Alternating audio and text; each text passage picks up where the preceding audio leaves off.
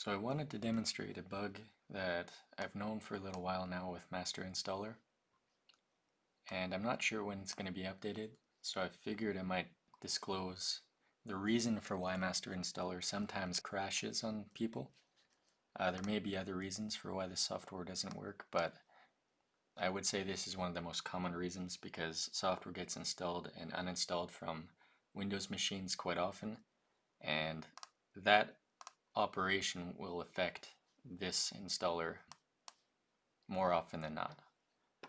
So there's a particular key in the registry here called PendingFileRenameOperations, and this particular key gets added to and removed from between a reboot or a restart, and whenever an installer or uninstaller calls a function called moveFileX, I believe, with the delay until boot option. I forget what the exact constant is named off the top of my head, but it's not relevant for our purposes of understanding.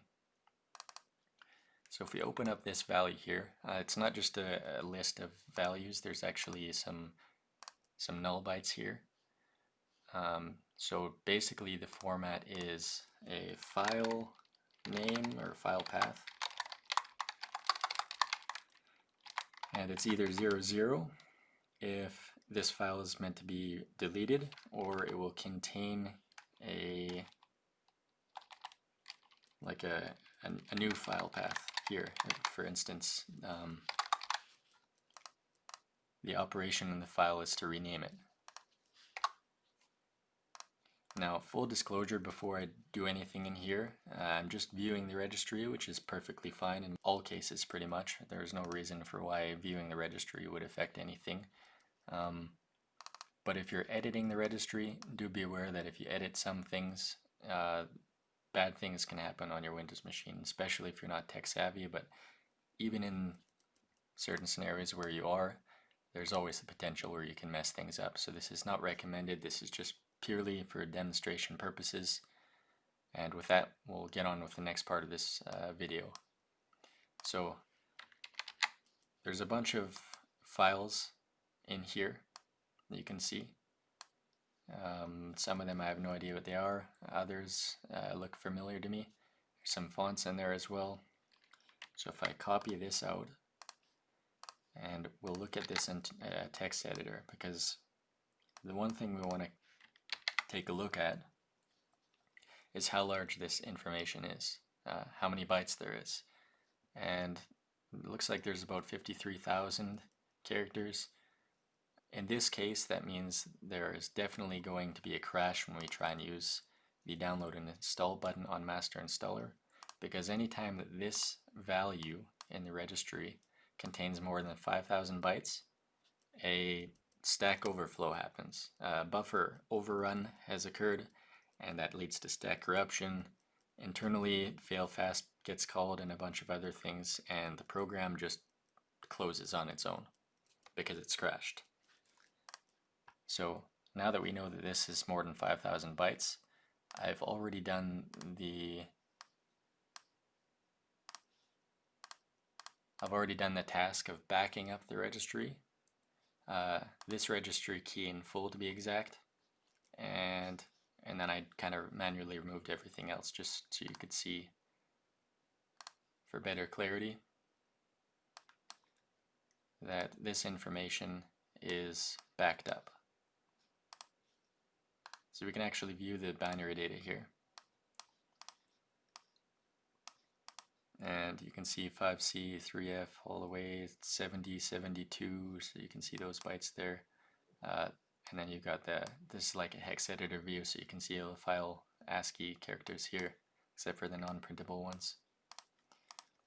So that's all backed up. So I won't mess anything up in this case because I'm not going to install anything. So what we'll do is remove this. So this key is now clear. The registry value contains no bytes, 0 bytes, which is less than the 5,000. So you can see a MasterInstaller here. We have our device database, which is the only application that I have to update still. If we click next and next, agree to the terms, these options don't really matter for us because they're not going to install anything or download anything. I'm just going to show that this prompt shows up. So we've already passed the test at this point. If this contained more than 5,000 bytes, this wouldn't even show up because the registry key gets queried and the debuggy code gets executed before this prompt even shows up.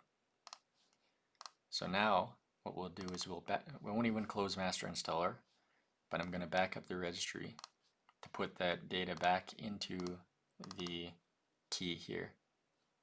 So this was again around 53,000 bytes. Now if we do download and install, you can see it kind of hangs a little bit there, and then this thing will close because the application has crashed. We ran into the stack corruption problem from the buffer overflow, and the application just closes. You will see some entries in your event viewer if you'd open that up. To find this particular issue, I actually went and debugged the application using some of my favorite tools to find out what the buffer size was, which in this case is 5,000 bytes, and as long as this key contains more than this, then you will have no luck running MasterInstaller if you try and download and install applications. Now the one way you can likely get around this without messing anything up, without deleting entries from here, is to just simply reboot Windows. The system will automatically take care of all these operations in the order that they're defined in, so from top to bottom, and then it will, in most cases anyways, all this information will be cleared. So you would end up with nothing there, and then you can go ahead and run MasterInstaller and install your applications that you need for Crestron use. I'm just going to cancel because I still need to reboot my laptop, but that's just some useful information for those of you who have had issues with MasterInstaller, and I hope this helps.